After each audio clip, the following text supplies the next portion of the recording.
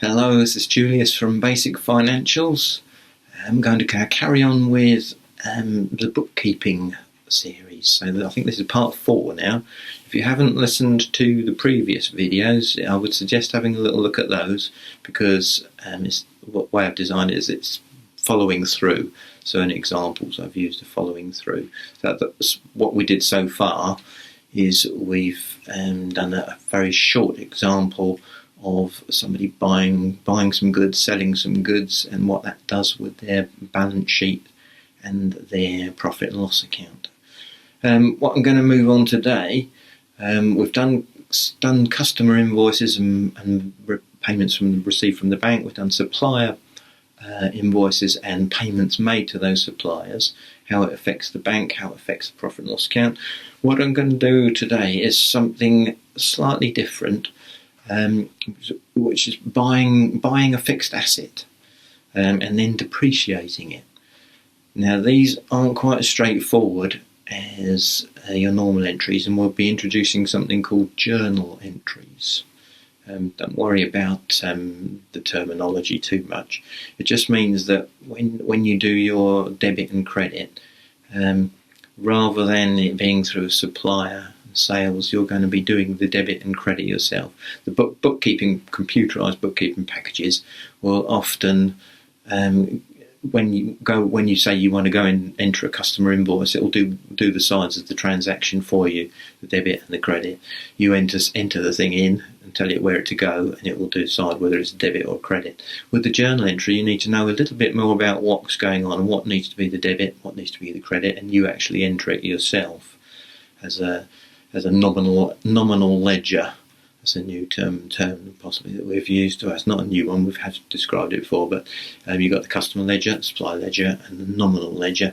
Nominal ledger is basically all of the nominal codes, such as sales, purchases, that get built up as your transactions start happening and you record them.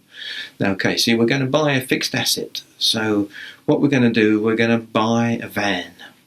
We're going to pay, it costs £5,000 plus £1,000 VAT, so £6,000 in total.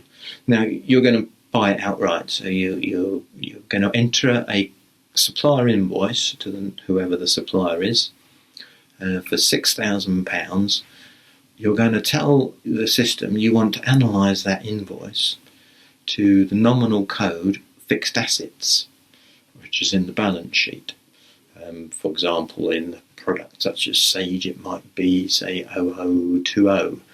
That'll be the nominal code. So you'll tell the system you want that fixed asset nominal code to be used for the £5,000. It will automatically, because you'll tell it it's VATable, it will automatically go to the VAT account. So what you're doing there, you're going to be putting £5,000 will be going to the debit of fixed assets, motor vehicles. £1,000 will be going to the debit side of your VAT account, which is your VAT on purchases, effectively. And £6,000 will be going to the credit of this supplier account, showing that you owe that supplier £6,000. Now, so far, it's very similar to where we've talked about buying goods for resale, except whereas in that case it's been going to purchases in your profit and loss account. This is a van, and it's going to fixed assets, which is going to go into your balance sheet. Now, fixed asset is something that's going to last you for more than a year. I think we've talked about in this before in previous videos. So if you've got something that's going to last for a while, like a piece of equipment or a van, then you don't really want to be writing it off in your profit and loss account in 1 year, which is what would happen if you just put it to an expense account, because it would skew your results. Say you bought a £100,000 piece of equipment that was going to last you for 20 years, you wouldn't want to be writing it off to your profit and loss account in over 1 year, because what about the other 20 years that you're using it for? So what you do is you depreciate that asset.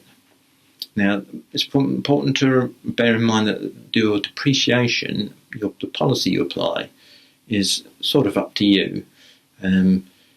You decide how long is it going to last you and how you want to write it off over that time, i.e. you could write it off on what they call a straight line basis. So if, say this van's going to last you 5 years, or you think it's going to last you 5 years, you could write off £1,000 a year. That's called the straight line basis, with it costing £5,000. If it's, you could do something called the reducing balance basis, which means that you might write off say £1,000 in the first year, but then you'd write off a percentage of what's left, and so you're writing off more at the start and less at the end. It gradually gets reduced, so the balance comes down and you apply a percentage to what's left. For this example, we'll say that we're going to do straight line basis. Quite often, with motor vehicles, for example, one way that seems to work out quite well is 25% on the reducing balance. So on, say, a £10,000 piece of car or motor or van, you might write off £2,500 in the first year, and then 25% of £7,500 in the second year, etc., etc.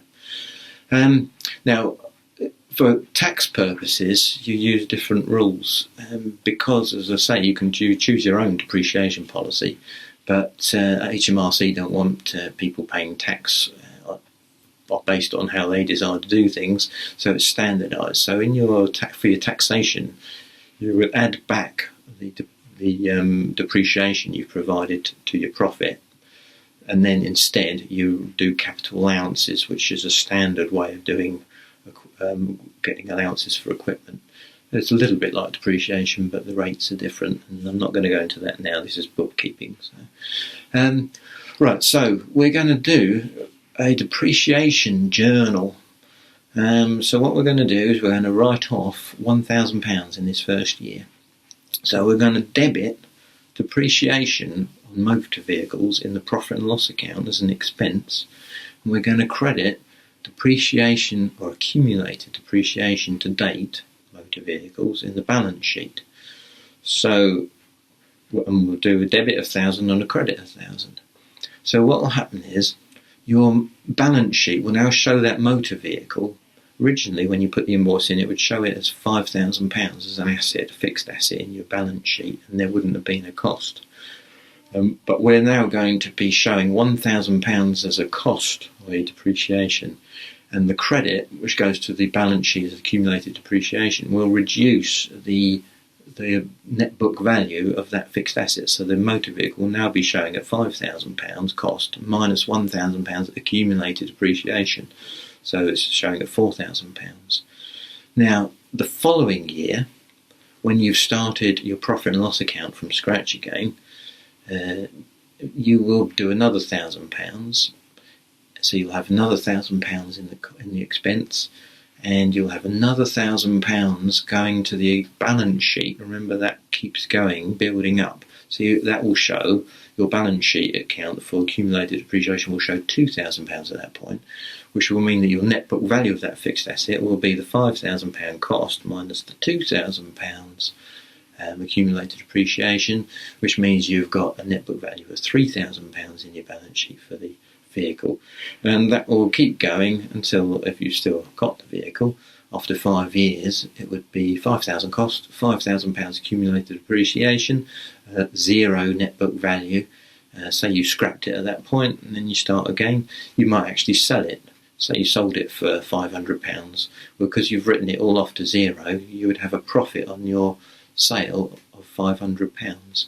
If you sold it within, say you only got to year 4, so you'd had £4,000 depreciation, so you had £1,000 net book value. If you sold it for £500 at that point, you would have a £500 loss, because you'd have a net book value of £1,000. Sold it for £500, you'd have a loss of £500 on the sale.